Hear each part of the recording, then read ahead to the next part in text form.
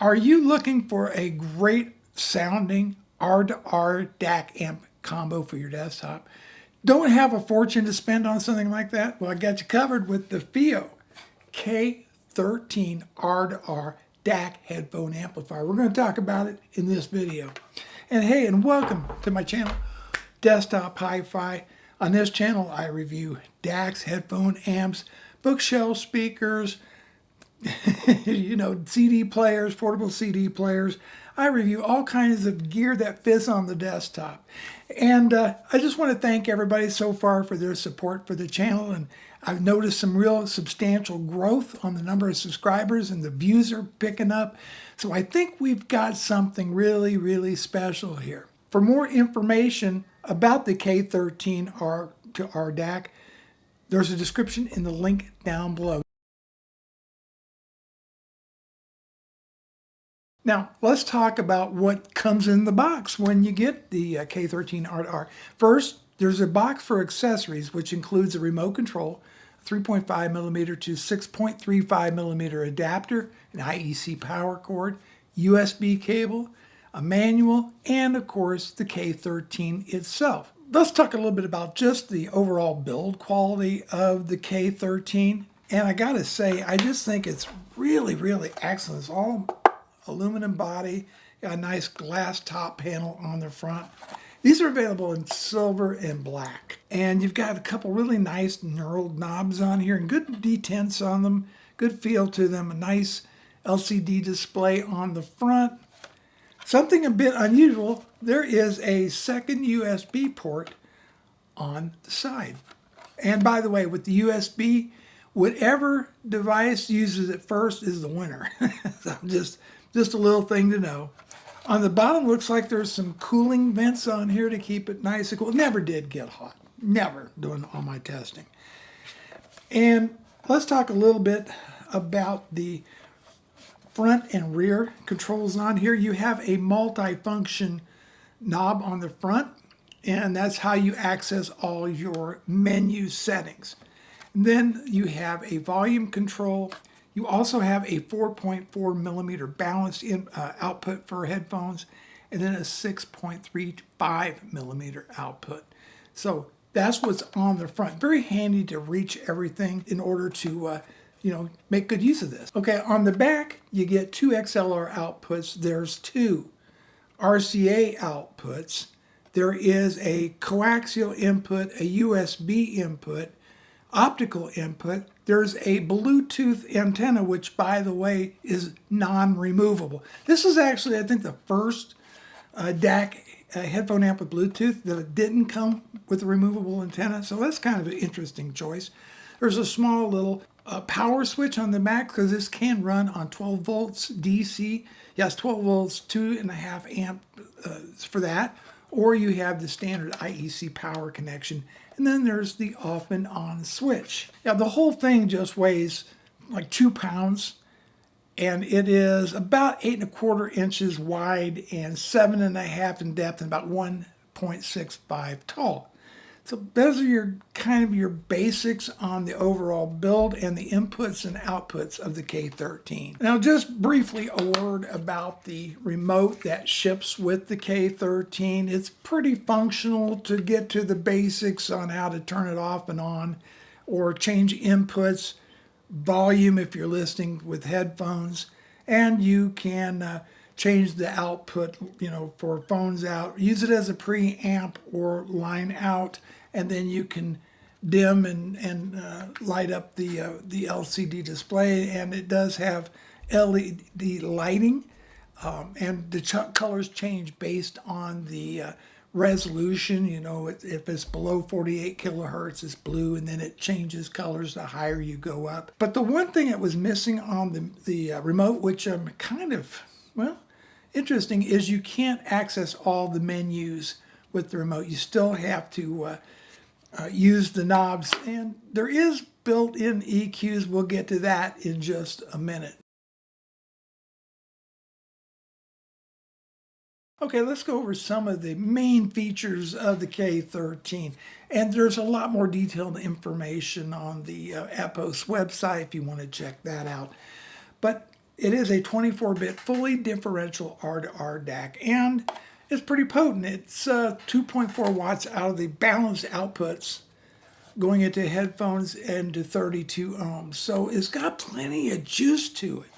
I mean, it powered everything that I listen to easily. It should be able to drive almost any demanding IEMs or headphones that you would care to listen to. Also has USB 384 kilohertz, coaxial at 192 kilohertz, the ability to use AC or DC power, dual. You've got either non-oversampling or oversampling options, and there's DSD 256. Again, there is 2 USB ports on here. You can customize the EQ.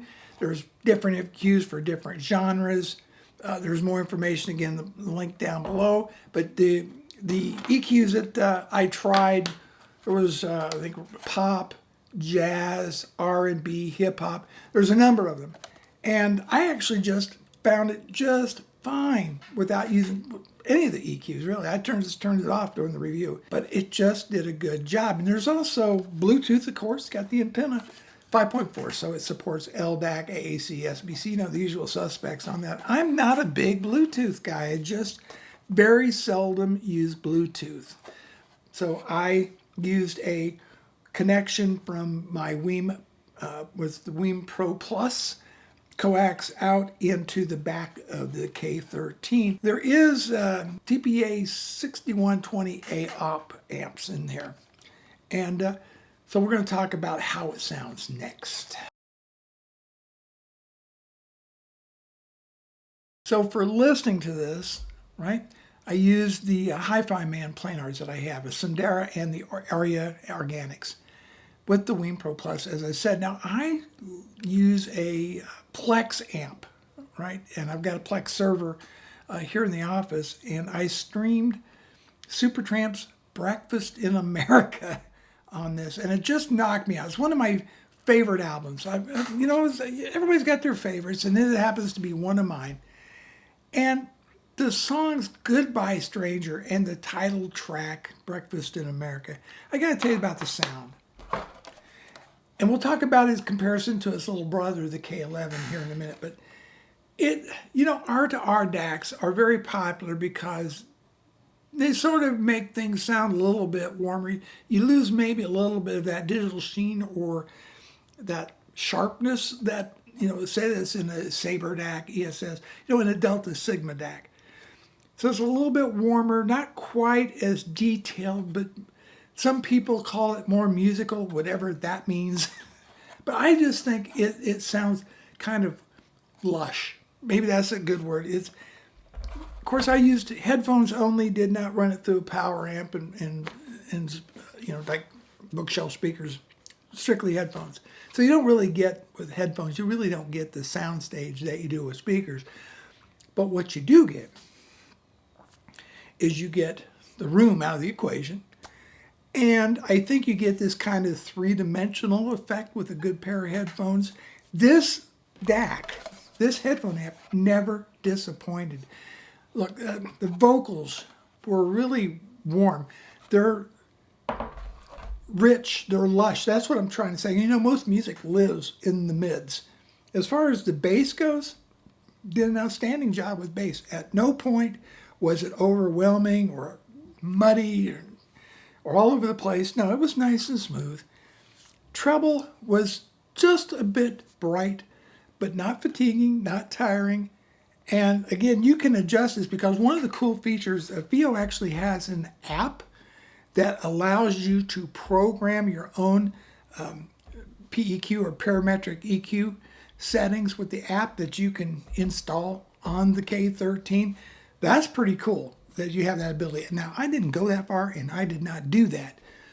But again, it sounded really good without the EQ, without any of that sort of stuff. It just good, solid sounding little R2R DAC. I tell you, it did a good job separating out the instruments when I was auditioning the K13. I think it did a really good job. That R2R warmth, that more analog tone to the sound. And I tell you, I think on the non-oversampling was a little bit more pure, more analog sounding, and when you kick it to oversampling, it's a little bit more detailed, but it's all very spacious sound. And by the way, I had the nothing playing, turned it up, no noticeable background noise. Excellent dynamics. This thing's got some real smack to it. And the highs, smooth and crisp. Okay, now I know. Compare this to the K11 R2R, which I happen to have. First off, it's essentially the same custom DAC circuit that they put in here, okay?